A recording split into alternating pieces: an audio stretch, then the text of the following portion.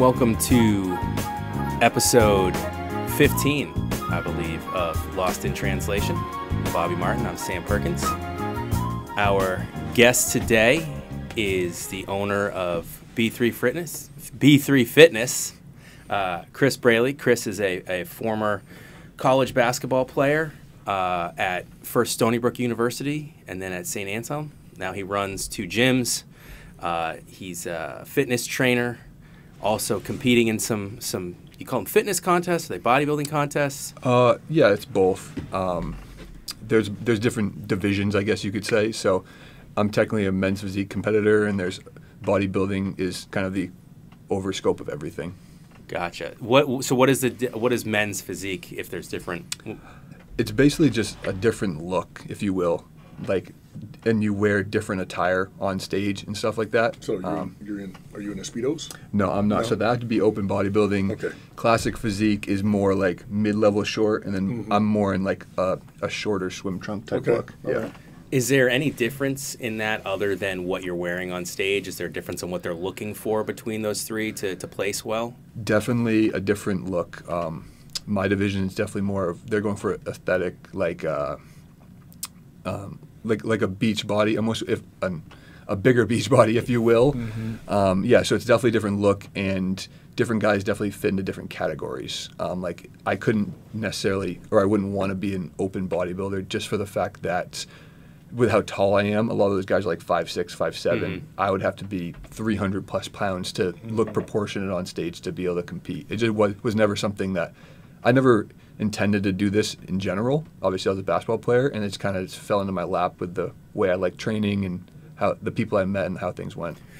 Yeah, I mean, it's really interesting to me. I mean, one, you're a gigantic person now, but you were always like a bigger guy. I mean, Chris is built like sort of. I was kind of built like that like 5 years ago and beyond when I was really in great shape, but I wasn't 6'4", 5'8", which is so it's a little easier to be kind of stockier and stuff. But like going from hoops to kind of the sort of fitness competitions that you're doing, and you always had like a stockier build for a basketball player. But I'm wondering, how did that kind of come about, that journey and that transition to being in the competitions you're in, to running your own gym? Yeah, or gyms, I should say, plural. For sure. I think if you bring it way back, was like even freshman year of high school, we played in the biggest division for basketball in Maine, and I was just like 6'4", 150 pounds, so like just very thin. And I started lifting after that year just because my coach kind of told me to, and I would just look at stuff in the magazines. There wasn't nearly as much literature as there is now about how to train, especially for athletics and stuff. I would just do the kind of like bodybuilder workouts then, which is kind of funny now that that's what I'm into. And then I went to Phillips Exeter for boarding school, and our strength coach there is phenomenal. Taught me all like the Olympic lifts, really improved my athleticism once I got there. And then the same thing at Stony Brook, our strength coach was great there. And it just was something I was passionate about, so I would spend extra time. I'd do extra shots and stuff as well, but I'd spend a lot of extra time lifting. That's just kind of how it got to that point. And then post-college, when I decided to stop playing basketball, I got a corporate job at Equinox and just trained to improve my physique, if you will, from all standpoints, and happened to be close friends and coworkers with someone who bodybuilded. And he just got me ready for like a photo shoot, because that's kind of what I wanted to do, just for more content for social media. I remember that online, actually, when seeing like your first photo shoot. Sure. I remember that. Flew out to California, did a couple of them out there with one pretty famous guy and then another lower level guy, got some content, and it just didn't honestly fulfill me from just like you said, the transition from being an athlete and competitor to just doing a photo shoot. The vanity of it really didn't do it for me. So then I tried out one competition and just kind of took it from there. So we go back. You grew up in Maine, and what part of Maine? Because a lot of people don't. I've been a New Englander my whole life. It's like Maine. You've got like Portland, and then you've just got the Great White North that goes forever. As far as Bostonian. So what part of Maine did you grow up in? For sure, I'm like dead smack central Maine. A town called Newport. Went to Nokomis Regional High School. It's about 30 minutes south of Bangor and 30 minutes north of Waterville. My fiance always makes fun of me because the sign literally says like the crossroads of Maine, because you can go every which direction from there. And so yeah, it's dead smack in the middle. It's not by the beach, but it's definitely not southern Maine. It's a great place though. What was life like growing up there? I mean, I think you don't know what you don't know. So it was slow, but I didn't realize it at the time because I had never really been anywhere else. I started to realize it when I played AAU. I played on a team down in southern Maine that would travel. I mean, we went everywhere: Florida, Texas, West Virginia, Pittsburgh, everywhere, all the big tournaments. And I kind of started getting a feel for other parts of the United States and whatnot. But it was definitely slow. It was different from a sports standpoint too, in the fact that not a whole lot of people had bigger aspirations. So like when I was working out, it would typically be alone, one other person, whether it be outside at a playground, my backyard. I was lucky enough to have access to an old armory that was like a community center. Nice. My dad had the keys, so I'd go there from literally 8 a.m. to 8 p.m., try to get my mom to bring me lunch. She's telling me to piss off and come home and get it. The groups that were a little bit older than me actually did play a little bit of pickup. So like I would work out in the morning, play pickup with like the high schoolers when I was in middle school, and then work out again in the afternoon. But like I think once I got to high school, I tried to bring more people into it. It was sometimes a struggle, but it was definitely different. There just wasn't as many people that were doing it for themselves and trying to build a future in that regard. So was it always basketball? Was that from the beginning, or was there? I played 4 sports growing up: basketball, baseball, soccer, and football. I played 3 sports my freshman year at high school.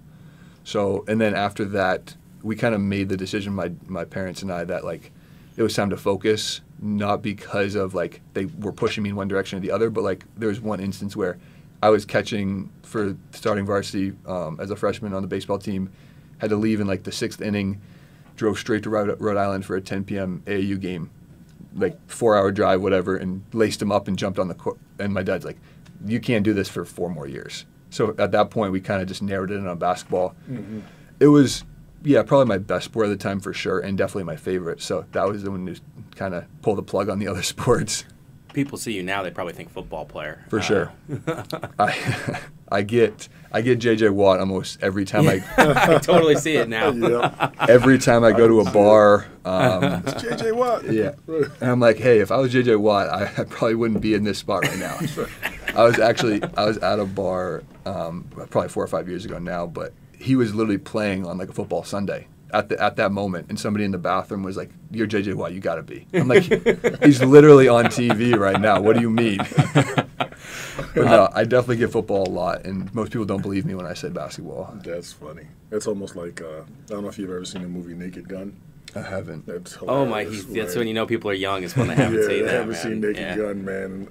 Leslie Nielsen, wasn't it? I think it was Leslie Nielsen, and he's a catcher, and well, he's a detective or a policeman or whatever it is, and he takes his he's doing his investigating, and he takes his mask off because he's behind the plate. So he goes, "Hey, that's Enrico Palazzo," and he starts dancing. It was just funny, man. I just love the movie. So.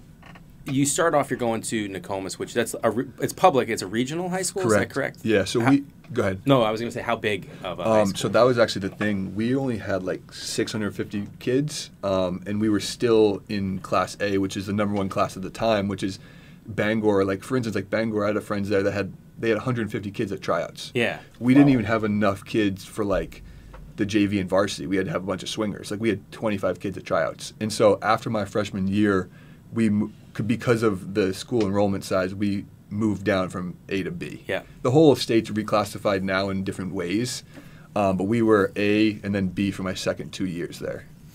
So, 650 kids is crazy to me for a regional high school. Mm-hmm. My high school, I was just at Cambridge's public high school. My class was bigger than that. Yeah, but, I mean, there's tiny schools in Maine. We talked about Garrett beforehand. Yeah. He graduated with like 10 people, I think. Like the whole school had like 100 people. Whereas like Nokomis, where I went, was definitely small for our division, but like mid-size for Maine. Yeah. Mid-size for Maine. So you went from there and you end up going to one of the kind of premier prep programs in the country. How does that happen? Yeah, so I repeated my junior year, so I did 2 years at Phillips Exeter. That process kind of came about. I've always kind of beat to my own drum in a sense. I actually applied there without telling my parents. One of my best friends wanted to go as well. He was at Berwick Academy down in southern Maine, and we both applied.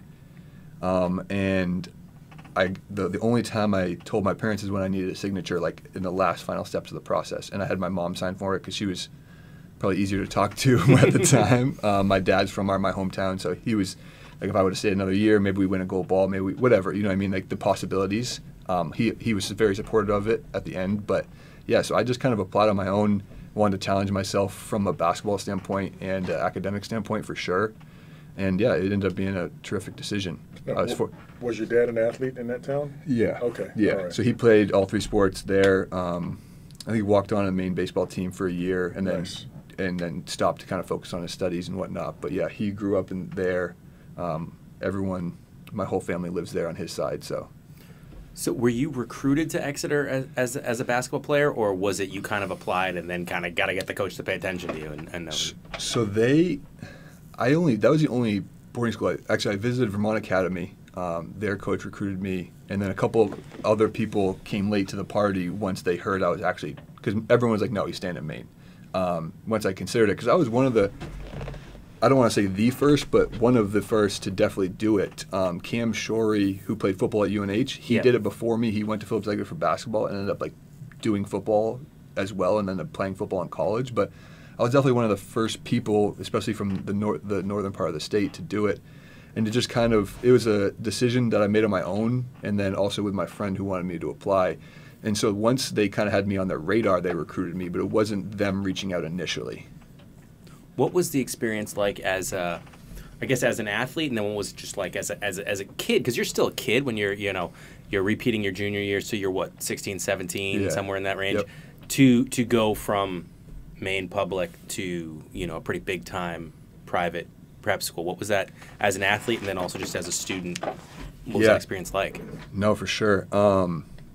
To put it bluntly, it was a challenge at first. I mean, I'm super independent, so like it wasn't like a I miss home type of thing. But from an academic standpoint, I was doing, no exaggeration, 5 hours of homework a night my junior year. Junior year is the hardest year to transfer into, and the public school I came from wasn't great. I mean, I think it's a better school now based on like rankings and stuff. But like any public school going to Phillips Exeter is going to be difficult. Mm-hmm. And yeah, I was doing tons of homework. From the athletic side, it was great to have the resources. Gym's open anytime. You got a shooting gun. You got a strength coach, better weight room equipment, all that stuff. Socially, it was fine. It's easier as an athlete because you come in, you have a team of people to kind of group with right away. You don't have to make friends as much. You got 15 guys that are kind of your friends by just being on the same team. But academically, it was a huge challenge. I had a tutor in every single subject.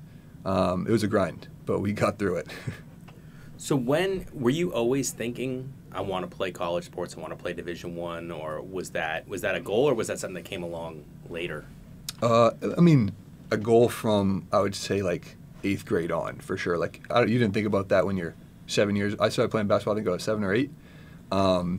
Was pretty good, and I worked on it a lot, got better, and then I started playing AAU more seriously in like 8th grade, and then kind of got recruited to play for there's 2 premier teams in the MB Nation, and then Maine MAC or MBR. They switched names a couple of times in Maine.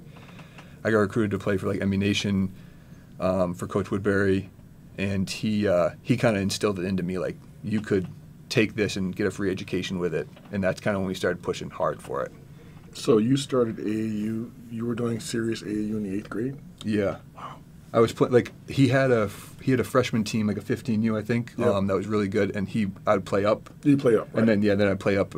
I played up a couple divisions the entire time until I was 17U, and then at that point, it actually, because I'd been playing up, there was no real 17U, so I had no team. So that's actually, I switched to Middlesex Magic and came and played down here for Coach Crotty, which is another amazing experience.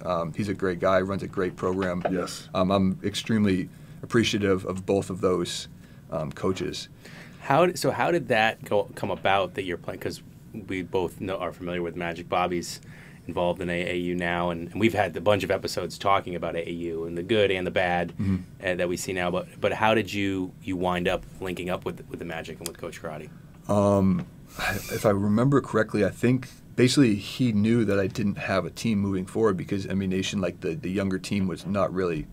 We had always focused on that one group, bringing them up through, and he knew. And so I think them and then the Rhode Island Hawks both like came to a couple of my Exeter games, and I don't want to say made a pitch, but like just had a conversation with me about, hey, this is what we offer as a program. Like we'd love to have you, and I just ended up going with Coach Crotty, and then as well as two of my best friends, Harry and Duncan, were coming into Phillips Exeter the next year, and they played Middlesex as well. So we had a really good summer going into our senior year. All of us together. Now, Rhode Island Hawks. What era was that? Who was on that team? Do you remember? Actually, Harrison Taggart was. I know that because I ended up playing with him at St. A's. He's my roommate at St. A's. And then I'm trying to think of the other guys. They had a good squad. They had a good group of guys. Yeah, like 4 or 5 guys that all played college basketball at some level. Okay. Some scholarship, some non, some high academic stuff. But they were a good team. So what was the experience like playing for the Magic and for Coach Crotty? It was great. It was definitely a little bit of a different system than what we ran with MB Nation, but we had a ton of talent. Peter Miller went to Princeton. Duncan ended up obviously at Michigan and now for the Heat.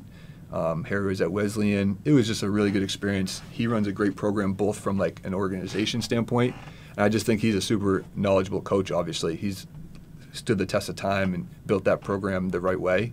So that was really what it's all about for me. It was always trying to find programs with the right type of people that I meshed with and that my parents felt good about and stuff like that. So the college recruiting process, how does that go? Because you wind up at Stony Brook, you're a Maine kid. I know one of your really close friends, Garrett Beal, ends up going to Maine. Who was recruiting you, and how did that recruiting process go? It was actually super interesting because I think I had 25 to 30 offers at one point in like my beginning of junior, or I guess the transition between Nokomis and Phillips Exeter. And I actually lost some of those technically because I had such a high GPA at Nokomis. I had like a 3.9. And then I go to Phillips Exeter and my GPA is a lot worse just because it's so much more challenging. So some of those Ivy Leagues actually had to like pull out just because of academic standards. And it just got down to, I took 3 official visits, James Madison, Stony Brook, and Maine. And I just felt really good about the Stony Brook like I loved Maine, but I didn't love where their program was at. And I felt great on my visit at Stony Brook. The environment there was awesome, especially in comparison to the rest of the league. Obviously, they were winning. They were on the cusp of the NCAA tournament for sure each year. Every year. I thought there was a spot for me there. I just felt good about the coaching staff and everything that went along with it. So yeah, that was kind of what ultimately. And I committed pretty late. I think it was January or February of my senior year. So yeah. So this is, you said Maine, Stony Brook, and James Madison? We're the 3 that I took officials to. Wow, so you're just covering the Eastern Seaboard at that point. Yeah. Right? You're just trying jeez, yeah. Okay. Yeah. Who was the lead recruiter at Stony Brook on you? Do you remember who it was that really was kind of... Honestly, it was mostly Coach Michael.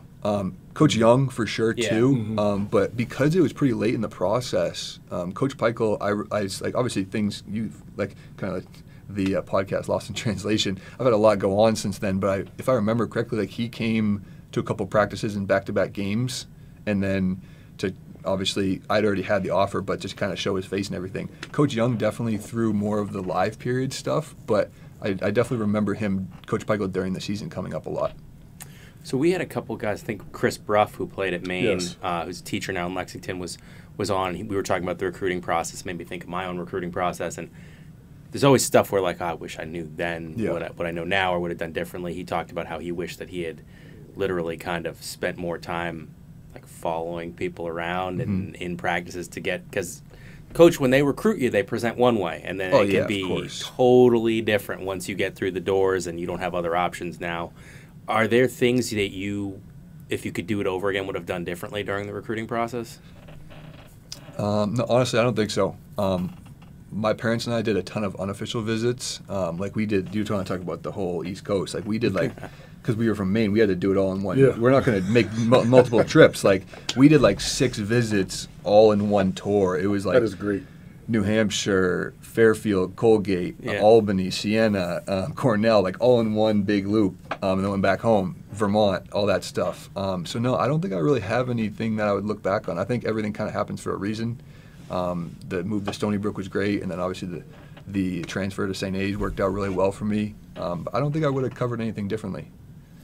So what was it like when you got to Stony Brook? I mean, what kind of a player would you describe yourself as, looking back on it? Would you say you were, and just what was it like? You get to a Division I school, and then what was that experience like? As far as describing myself as a player, I think it changed a lot throughout my career. I was definitely more of like an athletic slasher shooter in high school. And then I got to Stony Brook in my first year, had the role of being more of a spot-up shooter just because we had so much talent, like between Jameel and Carson and everybody around and all that. So I played, we were talking beforehand, I had some games my freshman year I get 12 or 15 minutes, other games I get 6, come in, hit a couple threes, whatever it may be, more of a spot-up role and just being a solid role guy. Sophomore year coming in, I was like in the starting rotation for most of like the preseason, and then I didn't end up starting at all that year. But same thing, ups and downs, 20 minutes a game versus no minutes a game, just very volatile in that sense, and that's kind of just how sports go. So if you talk to me, St. A's is Division II? Yep. I'm guessing. So what was that transition like, going from that D1 to a D2? Yeah, no, definitely. I don't want to, like, it wasn't really an ego check for me at all. I guess saying it was at first, like I'm transferring down to a D2. That's right, yep. But once you get there and realize the type of talent the ND10 has, how many Division I transfers are in there, just literally my first, like, when I came for pickup, I could definitely tell, like, I was a little more athletic than, like, a lot of the guards and stuff. But from, like, a skill standpoint, these guys are super talented. I mean, we won 25 games both years I was there, just like both years I was at Stony Brook. Yeah, it wasn't an ego check in that sense. I was just more surprised at, honestly, how good they all were. And I had friends who played Division III, so I knew that level was good as well. I'd never experienced, like, the in-between, I guess. Right. You saw there were 3 schools in the area now that have transferred up from the NE10: UMass Lowell, Bryant, Merrimack, and all 3 of them in their conferences that they transferred up to hit the ground running. You know, UMass Lowell, their first year, they finish 8-8 in the America East play. They're right smack in the middle. You know, Bryant was competitive right away. Now Bryant's gone to the NCAA. You know, we're time removed. Yeah. Merrimack, when they transferred up, they were super competitive in the NEC. So it's like, I think people don't understand that when you get to that, like, low major Division I smaller conference versus the really good Division IIs, that they're very close. And there's, you know, I think a little more depth, a little more athleticism at the Division I overall. But there's some other reasons that guys wind up at D2. They fall through the cracks, or the NCAA clearinghouse or whatever, and that those Division II schools, you know, when they play, there's a reason why the low D1 schools, they'll go play like a UConn in the non-conference. They don't schedule, but they won't schedule because you know they lose to them sometimes in the preseason and the scrimmages, because people don't realize how competitive those D2s are to the low D1s. Yeah, going off of that, there's a couple points. I know that it was actually funny because I was telling the St. A's guys when I got there about how, like, we played UMass Lowell, and I'm pretty sure, I could be wrong, but, like, I'm pretty sure that UMass Lowell finished lower in the NE10 than they did when they moved up to America East. So that kind of proves your point. Yeah. And then, I mean, Coach Crowder always talked about it too. Like when he was at Williams on that national championship team, they played Holy Cross in a preseason. They won, and I'm pretty sure the year after I left St. A's, they scheduled UNH, and I think they beat UNH. Yeah. So I mean, that was just 3 points right there that you kind of what you just talked about. I remember when Williams beat Holy Cross, it was like, and that was a Holy Cross team that went to the NCAA tournament. Yeah. So it was like, it wasn't a bad Holy Cross team. It was just people don't realize that those lower divisions can still be really quality. For sure. And I think a lot of kids don't realize it when they're being recruited, when they have that Division I or bust mindset, that it's like there's some really great opportunities that aren't at the Division I level. No, definitely. So a question of mine, because I remember when you were recruited to Stony Brook, and it was people like athletic slasher. Yeah. And I remember you coming in and basically just being stuck in that shooter role. And I mean, you were like a burly guy, you're a strong guy, you're quick. But the only sets they to kind of have you out there is like, okay, you be the shooter over here. How tough was that? And were there conversations with the coaching staff about your role? You know, just I can't imagine that's easy, you go from playing high level, having a lot of offers in high school, and then you're kind of not really getting the opportunity maybe, certainly that you'd like, maybe that you felt like you had the ability for. Yeah, I mean, it wasn't difficult, I wouldn't say, because I've always been like a team guy. I'll do whatever you ask me to do. If that's my role, that's my role. At the end of my Stony Brook career, we actually switched me to like a face-up 4 because I could defend bigger guys and rebound well, that type of stuff. So, I mean, it was definitely an adjustment, like any time that you're changing roles is in regular life or as an athlete. But no, it was an adjustment, but it wasn't something that I really thought too much about. I just kind of went out there as a freshman, especially like, okay, you want to give me 10 minutes to stand in the corner and defend? Like, I'll do it. If that gets me those 10 minutes rather than sitting on the bench. What was so you've got 2 gyms. Right? How long have you had the gyms? I opened the first one in October of 2020, right in the middle of COVID. How was that? It was honestly great. So I left. So Equinox closed down in March of 2020 when everything hit. Obviously, I had a really good business there, to be honest. Tons of clients, doing a ton of sessions. And then we kind of had that middle period. We were doing some virtual stuff with clients, maybe training them outside of the park or whatever. And I just needed a space for myself to train clients. And then obviously I wanted to give other trainers opportunities to kind of run their own business as well. So I found a commercial space in the Back Bay, opened it up, started training my clients, and knew a lot of clients and knew a lot of trainers in the area. They came in, started renting, bringing theirs, and it filled up really quickly, which is kind of what brought me to open my second one a little less than a year later. And the whole thing about COVID was you obviously had that window where you couldn't do anything. But once I opened the studio, it was you were allowed it was allowed to have 1-on-1 or 1-on-2. So I could actually stay open while the big gyms were closed. Right. Which actually was some of my most profitable times because you're getting trainers coming over from the big gyms too, and then the people who also work for themselves. Because people at that point were like, it was 7-8 months into COVID, and they wanted to get fit again. They wanted to kind of get out and do stuff, and they felt like that was a safe space to do so. We had all the sanitizing rules and all that stuff. Certain people wore masks if it was mandated at certain times. So yeah, it was actually great, and obviously it's kind of taken off from there. That's awesome. What did you make? Were you a business background as far as your undergrad major, or? I was a health science because I wanted to go into like strength conditioning, kinesio. So Stony Brook has a great medical school. So I was in health science there, which then from there people kind of go off to doctors or whatever. They didn't have kinesiology directly, so I was health science, and then when I went to St. A's, I was natural science. So no business stuff really at all. Yeah, so you've got the background in what you're kind of teaching your clients. So you've got that background, but running a business is the experience for me and my wife too. So we both, my wife runs a private practice now. It's been amazing experience for her, but it was running a business still. I mean, she's been doing it for a bit more than 2 years. It is a real, you're always learning, and sometimes through mistakes, you're not prepared, for it without that business. And even with a business degree, you still kind of need that hands-on experience. But it is definitely a different animal, the actual business aspect, I would imagine, versus the training aspect of it. And what were there some challenges, or were there some big lessons that you learned from running a business perspective along the way so far? For sure. It's definitely not always smooth sailing, and the biggest thing about entrepreneurship is, I'm sure as you can attest to, and your wife, is that like there's no off switch. There's always something that can be done. Like I can always at 10 o'clock at night improve my sales scripts, or I can always like go crunch some numbers about a client's like lifetime value or whatever it may be. But I think what really brought me into like liking the business side of things is I noticed it at Equinox is that like I love the numbers of it. I'm like, okay, what's my closing? Because we had to sell clients that they bring them in, and then they give you a consultation. You got to sell them on a package, whatever it may be. So there's a little bit of sales going on there. You're not just like gifted a client. You got to make sure they want to train with you. So like I would always look at like my closing percentages, or like where I was in the company across the whole country, and like how many sessions I was doing and all that stuff. The numbers always intrigued me. So moving that into my own business that part was easy, but there's definitely stuff when opening the studios, whether it be like negotiating a lease or the legal contracts of like doing the insurance stuff and all that stuff it was a learning process, especially on the first studio. The second one was a little bit easier just because, for one, the landlord didn't budge much, and because COVID was kind of filtering out a little bit. Obviously, it's still present, as we all know. But Yeah, there's definitely a ton of learning process and all of that, and it's something it's exciting. You just kind of got to go with it and not be.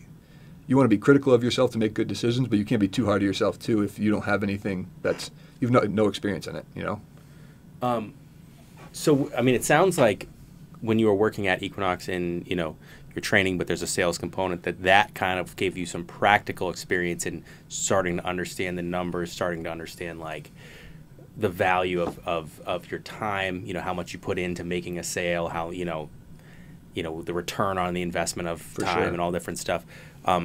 Were there other things that you did? Were there courses? Were there readings? Or was it kind of just on the job life experience training that once you took over and started running your own business, you did to understand the whole total business package of it? Or was it just kind of a learning as you went from what you were experiencing?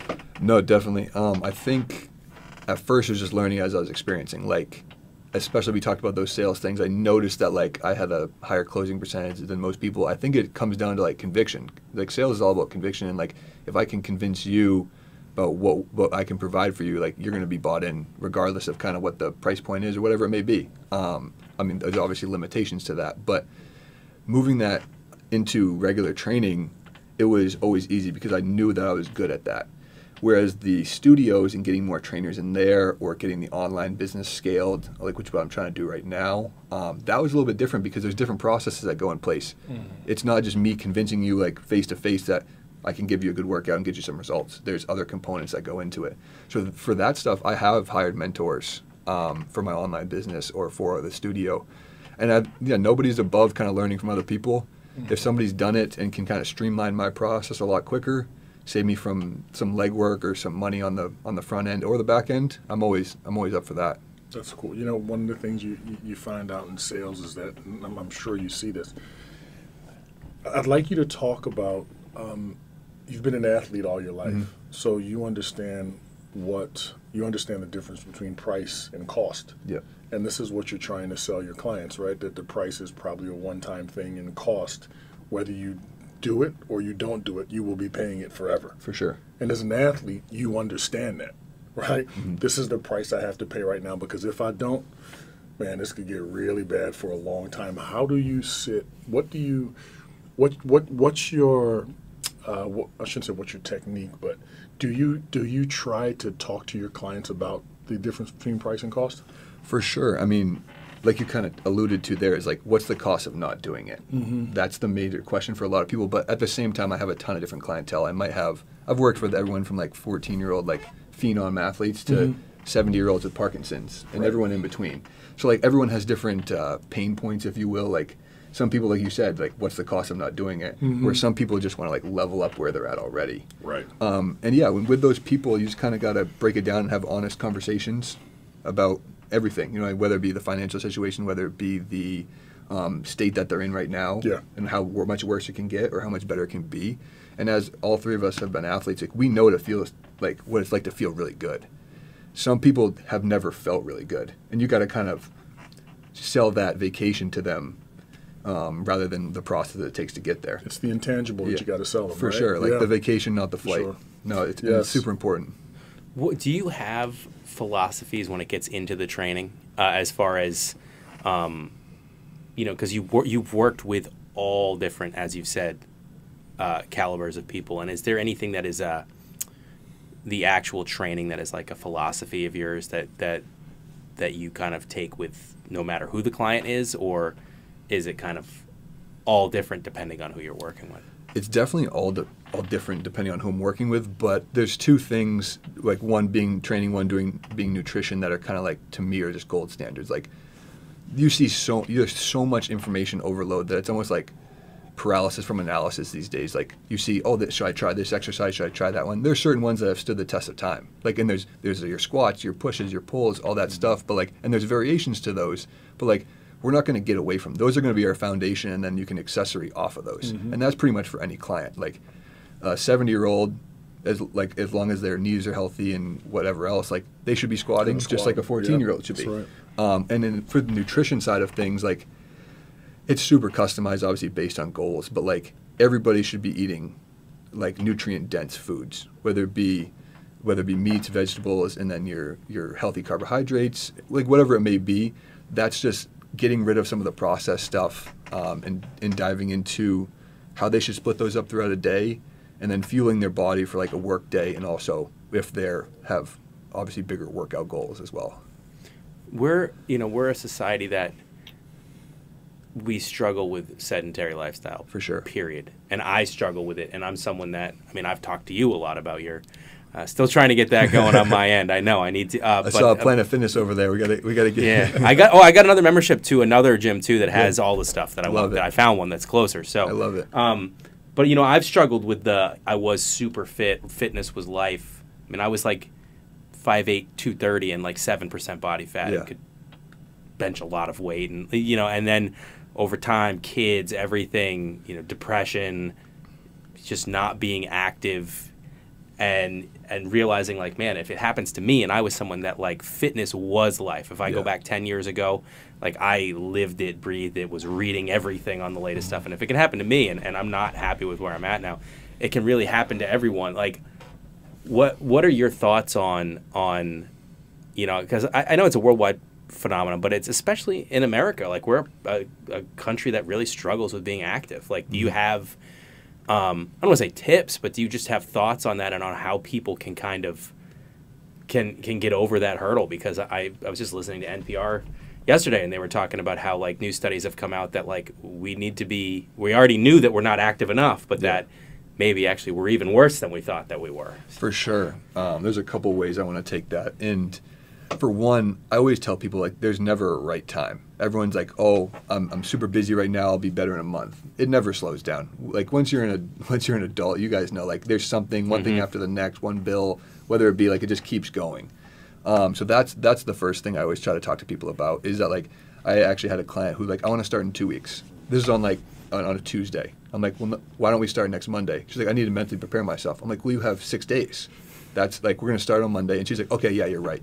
Like, what is those 2 weeks going to do for you? How are you mentally? Are you like binging food, like and just putting yourself in a worse spot because like you're going to be on like a diet? And like I don't really diet people. I try to improve their lifestyle through food and whatnot. And as far as the sedentary thing goes, I actually always look at like the way I build fitness programs as like a pyramid, being like the foundation's got to be your nutrition. And I actually put, like most people think like cardio will be number 2 or something. I put incidental exercise as number 2, like a baseline of like step goals. And some people don't wear Apple Watches or whatever it may be, but like I typically give people a goal for just general movement, whether it be going on 2 20-minute walks a day or whatever it may be. Everyone's got kids, they can put in a stroller and take them for a walk or whatever it may be. And then from there you build up with your workouts, your cardio, and then like supplements, like health supplements or whatever. If you want to add that as like they are exactly what they say. They're supplemental. They're not like your foundation. And it's crazy. You talked about the NPR. Like, I think I read the other day that like 60% of people in America are overweight and like 40 are obese. It's just it's insane.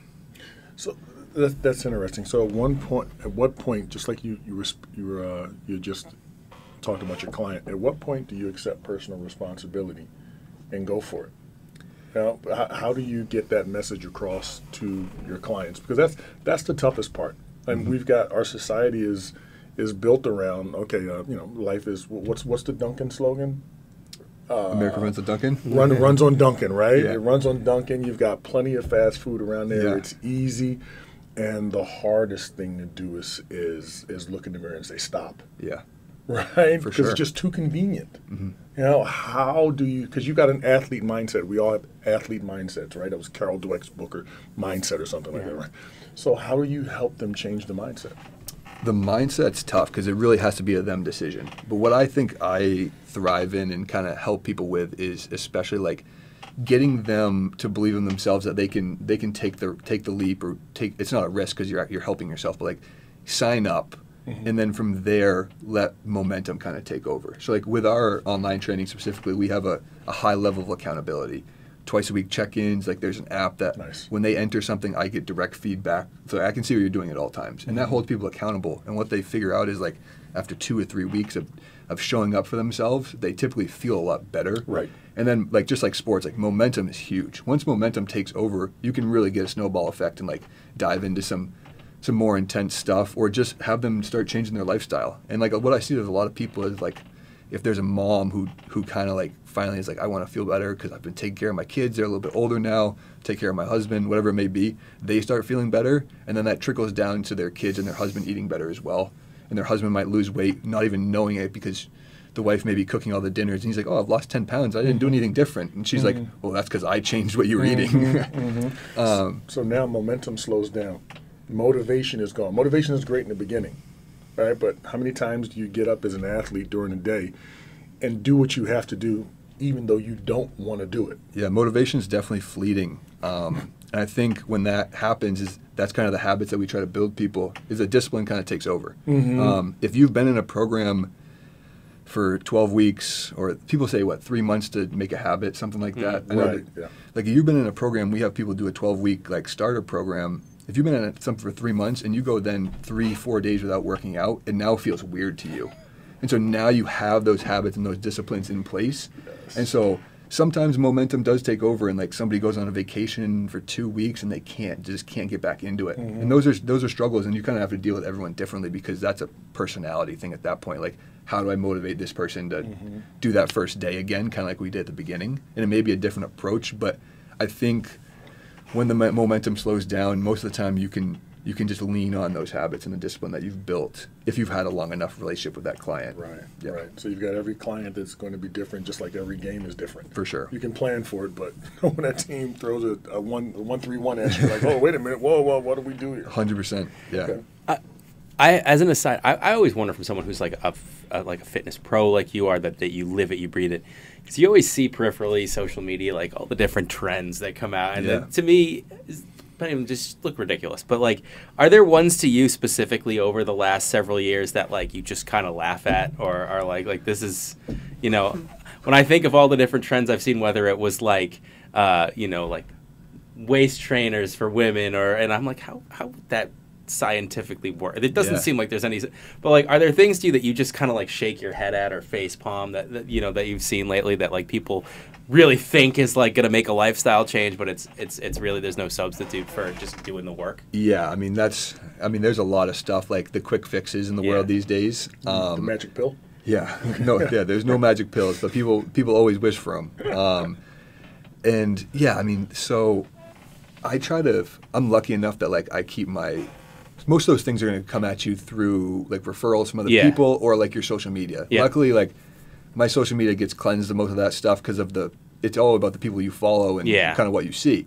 But no, I definitely have clients like, oh, like maybe I'm struggling to lose weight. Like, should I try this like 12-day detox or whatever it may be? And most of the time, it's like, if you want to try and spend your money on that, go ahead. But like, they come at the end of it and realize it didn't work. Because like you said, there's no quick fix. It's about building a sustainable lifestyle that can compound on each other over time. But yeah, as far as the fads go, I don't know of any directly that stick out in my head right now. The waist trainer one's funny because it's actually pretty prevalent in like the bodybuilding fitness community. Really? Strictly because people have a misconception about waist trainers. I have never personally worn one, but I know people who do, in that like it doesn't shrink your waist. Like that, like you said, scientifically just doesn't make sense. What are you, just pushing your organs in? Like it doesn't. What it does do for people is like, if you have something tighter on your stomach and you eat a big meal and you just want to like lay back after like Thanksgiving and like let it all hang out, it doesn't allow for that. So it makes you control your midsection at all times. So like you can't hang over a waist trainer. You have to like keep it tight, which then can improve posture and like give you better just abdominal control, which in the sport that I compete in like is important. You got to be able to control like your muscles at all times. But no, for the most part, waist trainers are not necessary for the general public. So I would include that in the fad. Yeah. What, so you've gotten into, and I want to call it bodybuilding because you went through that there is some different, but you've gotten into the fitness competitions. What has that experience been like? I know, while I know we've got a certain amount of time left, but I definitely wanted to touch upon that. Yeah, like, for sure. What that experience has been like for you. It's like kind of scratched the itch of giving me something to work for. Like I personally, and some people say this in like our community and whatnot, like I genuinely don't even enjoy the stage being up there that much. I honestly love the process leading up to it. The dieting's hard, but it's like a good mental challenge. Obviously, the look you attain is something you can be proud of. And it's not a sustainable look long time. Like, getting 5% body fat, you don't want to live like that. It's miserable. Yeah.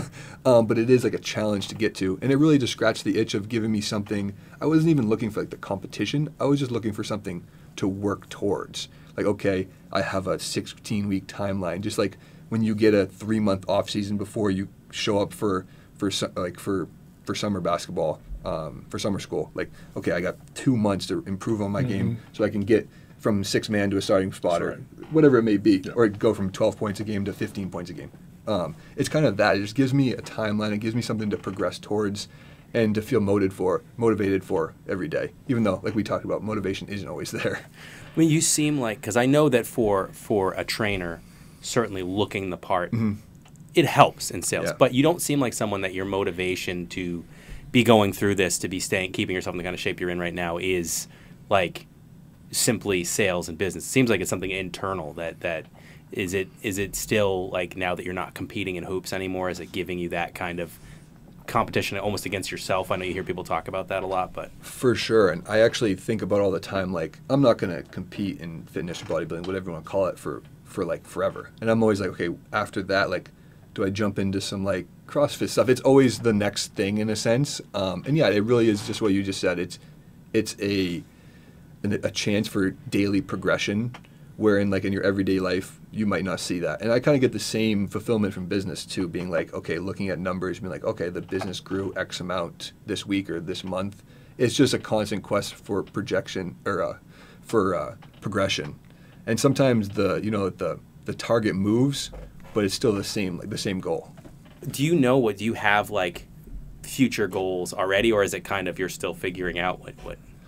The main goal would be obviously to continue to scale the studios in revenue and profit, everything like that, as well as like the online business. And then from there, Bobby and I were kind of talking about it, is like the name of the studio the business is B3 Fitness, which stands for Body by Braley, like BBB. And so with that, like coining it B3 Fitness allows for hopefully at one point for it to live past when I'm directly have hands-on. Not that I want to sell the business or anything like that, but I can take a step back and maybe not be the face of it and have it still be an emerging business. So yeah, definitely just to keep growing it, whether it be another studio, whether it be a bigger online platform. There's not any there's definitely number goals, but there's no set timeline for anything at this point. I guess the last thing I'd ask you is, what do you have any like, if you were to give a piece of advice to a business owner and a piece of advice to someone who's like starting their fitness journey, what would the advice be to each of them?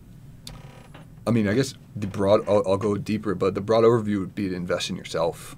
For business owners too, like I learned so much from hiring the couple of mentors and mentorships that I've done, both from I had huge financial gain from it, but also just in knowledge and kind of learning what they've done and what they've messed up on and making sure I don't do the same things. So investing in yourself, especially when you don't have as much risk in your 20s. I'm 28 right now, no kids. So like if I spend 30 grand on a mentorship and it doesn't work, like I don't have to worry about not being able to pay for diapers. Like I have the chance right now to kind of do those things where in 4 or 5 years I maybe not be able to take those risks. So I definitely do that early on. And then for someone who's starting their fitness journey, yeah, I mean, it's really just starting. That's the biggest thing, is like walking through the door and then getting that momentum that we talked about earlier going. Trust yourself that it's something that you're doing for yourself. Don't do it for the wrong reasons, even though I think any way to get in the gym is fine, whether it be the demons or just wanting to feel better, whatever it may be. But yeah, just to start, just to get going, because that's typically for people is the hardest part. Once they start feeling better, momentum takes over and you're good to go. That was awesome advice. Chris, thank you so much for joining us today. We really appreciate it. Thanks for having me. I had a great time. Appreciate you being here, man. Thank you. Thank you.